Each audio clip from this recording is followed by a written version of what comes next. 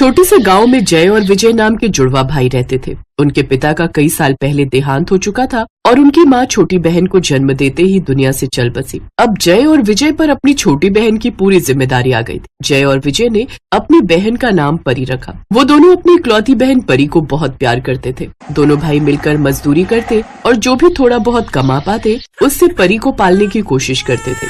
विजय, परी को भूख लगी है, देख कितनी देर से रो रही है। तू जाकर दुकान से थोड़ा दूध खरीद ला। हाँ ठीक है, तब तक तो परी को संभाल, मैं दूध लेकर आता हूँ। विजय परी के लिए दूध लेने चला जाता है। अचानक बहुत तेज बारिश होने लगती है। सड़क पर पानी भर जाता है। विजय का पैर एक गड्ढे में आता है और वो बहुत जोर की गिरता है। उसकी जेब में जो पैसे थे वो पानी में बह गए। अब मैं क्या करूँ, मेरे सारे पैसे तो पानी में बह गए। अब मैं परी के लिए दूध कैसे लूंगा?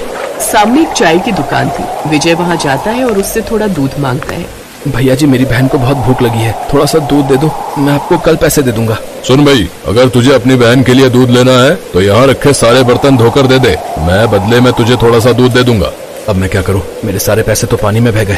अब मैं परी के लिए दूध कैसे लूंगा? विजय सारे बर्तन धो देता है। चाय वाला भैया उसे थोड़ा दूध दे देता है। विजय दूध लेकर घर आता है और जय को देरी से आने का कारण बताता है। दोनों की आंखों में आंसू आ जाते हैं। धीरे धीरे परी बड़ी हुई। अब वो 9 साल की हो गई थी। आज हमारी प्यारी बहन को क्या हुआ, इतनी उदास क्यों है? क्या हुआ परी, बता तो। जय भैया, विजय भैया, वो मेरी सहेली है ना माला, वो अपने माँ बापू के साथ दूसरे गांव में मेला देखने गई है। मुझे भी मेला देखना है, मेले में घूमना है, वहाँ पर बहुत सारे खेल खिलौने हैं। माला मुझे बता रही थी कि वो खूब मजे करेगी।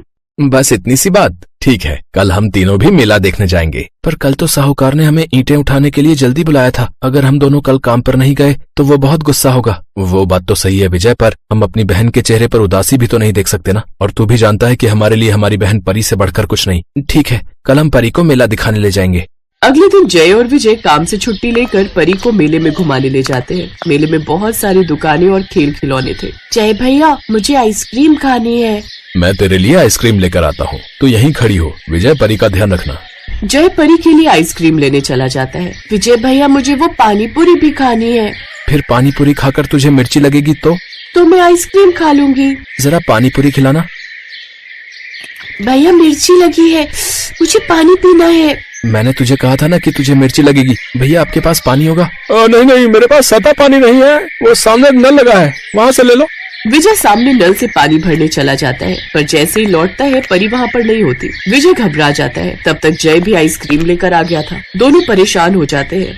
विजय, परी कहाँ गई? मैंने तुझे कहा था परी का ध्यान रखना। अभी यहीं खड़ी थी, मैंने उसे कहीं नहीं जाने दिया। भैया, मेरी बहन जिसने अभी पानी पूरी खाए थे, वो देखा कहाँ गई है? वो वहाँ एक जादूगर जादू दिखा रहा है, उसी ओर गई है। चल विजय, उधर जाकर देखते हैं। जय और विजय देखते हैं कि मेले में एक जादूगर जादू दिखा रहा था। परी भी सब बच्चों के साथ उसका जादू देख रही थी। भैया, मेरी आइसक्रीम। प्यारी बहना, पता है तूने हमें डरा ही दिया था। तू यहाँ बिना बताए आ गई खेल देखने के लिए? भैया, मैं जादू का खेल देखने आ गई थी। हाँ ठीक है, जब देखो डरा देती है। तभी जादूगर जय और विजय के पास आता है। मुझे एक जादू में तुम दोनों की मदद चाहिए, क्या तुम दोनों मेरी मदद करोगे? अब हम दोनों? पर जय भैया, विजय भैया, मुझे आप दोनों का भी जादू देखना है, दिखाओ ना। अच्छा ठीक है, बोलो जादूगर भैया, हमें क्या करना होगा? मैं तुम्हें जादू की एक तरकीब बताता हूँ। जादूगर जय और विजय को जादू समझा देता है। अब आप सब देखेंगे कि इस आदमी के कपड़े बदल जाएंगे। इस जादू में जय स्टेज पर एक पर्दे के आगे खड़ा है और विजय पर्दे के पीछे। जय और विजय की जुड़वा की ये ट्रिक जादूगर के काम आ गई। सब इस जादू को देखकर तालियां बजाने लगे।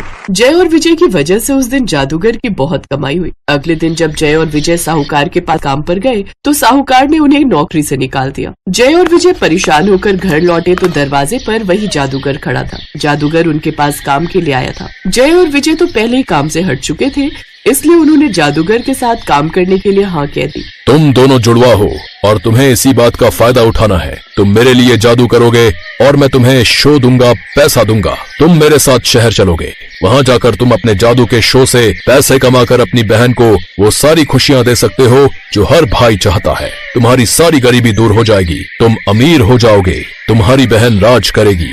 जादूगर की बातें सुनकर जय और विजय बहुत खुश होते हैं। उनका यही तो सपना था कि उनकी बहन हमेशा खुश रहे। जादूगर के शो में दोनों भाइयों ने अपने जुड़वा होने का फायदा उठाया। शो के टाइम प्लान के मुताबिक एक भाई स्टेज के पीछे रहता और दूसरा स्टेज पर। जब जादूगर एक भाई को गायब कर देता तो दूसरा भाई अचानक स्टेज पर प्रकट हो जाता। ये देखकर लोग हैरान होते और तालियों की गड़गड़ाहट से शो गूंज उठता। इस तरह जय और विजय ने अपनी मेहनत और होशियारी से अच्छी कमाई कर ली। समय बीता और कुछ सालों बाद जय और विजय ने शादी कर ली। परी रवि नाम के एक लड़के से बहुत प्यार करती थी, पर रवि के पिता इस शादी के लिए दहेज मांग रहे थे। परी रवि के बिना नहीं रह सकती थी।